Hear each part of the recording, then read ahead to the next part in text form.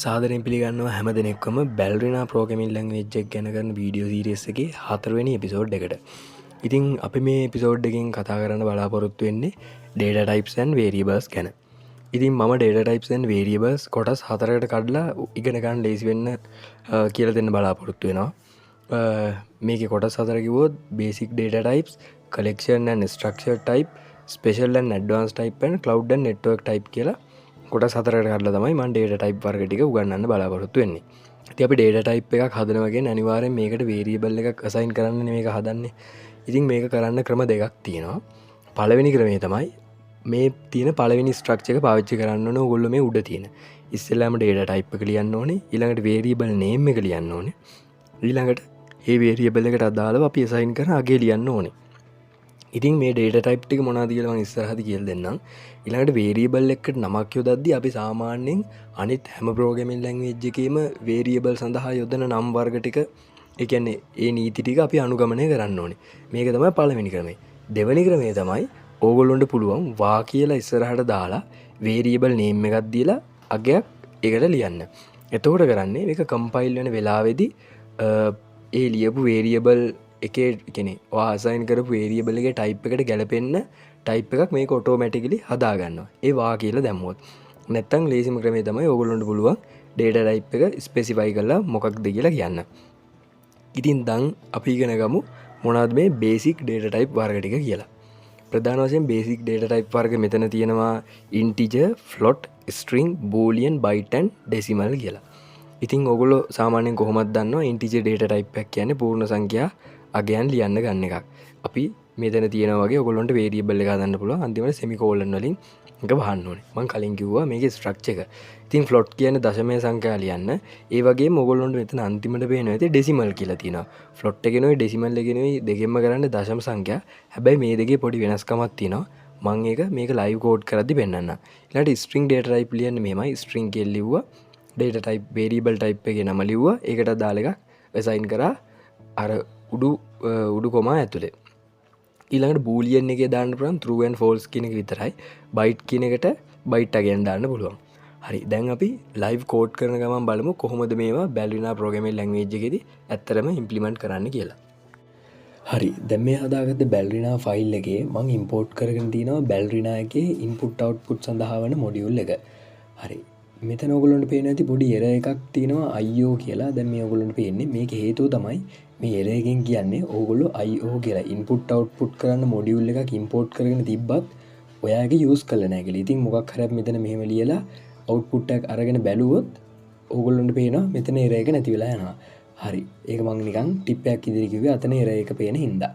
හරි. අපි ඉස්සෙල්ලාම දැන් variable එක නිර්මාණය කරලා බලමු. මම integer type එකේ age කියලා variable එක නිර්මාණය කරලා ඒකට value එකක් assign කරනවා. ඊළඟට දැන් ඕගොල්ලන්ට පුළුවන් වුණා මේ value එක output කරලා බලන්න. අර සාමාන්‍ය විදිහට IO කියලා ගහලා print ln කියලා ගහලා ඉතින් එතෙන්ට දාන්න තියෙන අර variable එකේ නම. ඉතින් මෙතන මෙහෙම නිකන් දානවට වැඩිය අපිට පුළුවන් තව මොන හරි එකට ages වගේ එකක් දාලා අපිට මේ age එක output වෙන්න දාන්න පුළුවන්. අපි ලියන්න ඕනේ කියලා කමාවක් දාලා variable එකේ name එක ලියන්න තියෙන්නේ. එතකොට වෙන්නේ මෙතන තියෙන ලියන නමට දාලා variable එකට assign කරලා තියෙන value එක output වෙනවා. දැන් මේ code එක හරිනම් අපිට මෙන්න මේ වගේ output එකක් අපිට හම්බෙයි. හරි. මෙන්න මෙතන තියෙන variable එකට දාලාගේ තමයි හම්බෙන්නේ. අපි දැන් මේ code එක run කරලා බලමු. ඉතින් code එක run කරන්න ඕගොල්ලෝ දන්නවා කරන්න තියෙන්නේ bal කියලා ගහලා ballerina run කියලා ගහලා මේ අපි හදාගත්ත file එකේ නම video4.bal කියලා තමයි මම හැදුවේ. හරි. අපි දැන් ටිකක් කලින් මේක run වෙනකන් ඉස්සෙල්ලා මේ Ballerina වල වෙන්නේ compile වෙන එක. අපි අර හදාගත්ත file එක compile වෙනවා. compile වෙලා ඊළඟට run වෙලා execute වෙලා තමයි අපිට දැන් age කියලා අර අපි බලාපොරොත්තු වෙච්ච value එක හම්බෙලා තින්නේ. ඉතින් අපි මේ වැඩේම කරලා බලමු float වලටත්. මම හදාගන්නවා දැන් float type එකේ variable එකක්. මම ගන්නවා height කියලා variable name එකක්. ඉතින් මම ඊට පස්සේ දැන් මේ height කියන variable name එකට value එකක් assign කරලා මම අර උඩ කරපු output වැඩේම කරලා බලන්න හදන්නේ. ඉතින් මම අර උඩ කලින් අපි output කරන්න ගත්ත code එක copy කරගන්නවා. copy කරලා පල්ලහැ float එකට අදාළ වෙන විදිහට ඒ කියන්නේ height කියන variable name එකට අදාළ වෙන විදිහට මේක වෙනස් කරලා මම මේක දැන් output කරලා බලනවා කොහොමද මේකේ output එක හම්බෙන්නේ කියලා. ඉතින් මේකෙත් අර කලින් වගේම තමයි අපි අර බලාපොරොත්තු වෙන output එක හම්බෙනවා.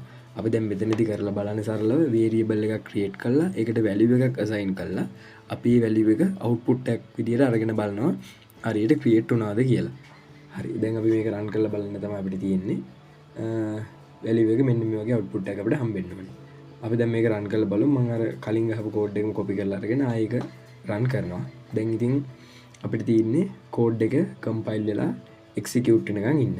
අපිට ඊට පස්සේ බලා ගන්න පුළුවන් අර උඩ වැලියු එකයි අපි දෙවෙනියට හදාගත්ත හයිට් එකයි දෙකම අපිට පේන්න තියෙනවා. හරි දැන් අපි ඊළඟට බේසික් ඩේටා ටයිප් වල ඊළඟ ටයිප් එක විදියට අපි ස්ට්‍රින්ග් ඩේටා ටයිප් එක try කරලා බලමු. ඉස්සෙල්ලාම ඔයගොල්ලන්ට කියන්න ඕනේ මේ ස්ට්‍රින්ග් කියන එක S අකුර කැපිටල් විදියට ගහුවොත් ඒක error එකක් කියලා පෙන්නනවා. ඔයගොල්ලෝ සිම්පල් අකුර තමයි පාවිච්චි කරන්න ඕනේ. මම ස්ට්‍රින්ග් වලට name කියලා variable name එකක් හදාගෙන ඒකට නමක් assign කරලා තියෙනවා. ඊළඟට මම අර කලින් කරා වගේම දැන් මේ මම හදාගත්ත variable එකත් output කරලා බලන්න හදන්නේ name is කියලා ලියලා එතනින් කමාවක් දාලා මම ලියනවා variable එකට මම දාපු නම. ඉතින් මම මේ variable එකට දාලා නම දැම්මට පස්සේ මට අර කලින් විදිහටම තමයි output එක හම්බෙන්නේ name is කියලා අර name එකට දාපු value එක. ඉතින් ඒ වගේම ඔයගොල්ලෝ මතක තියාගන්න ඕනේ විශේෂ දෙයක් තමයි මේ string type එකේ variable එක නිර්මාණය කරද්දී ඒකට value එක assign කරද්දී අපි අර උඩින් දාන කොකු දෙක වගේ ඒ දෙක දාලා තමයි අපි ලියන්නේ.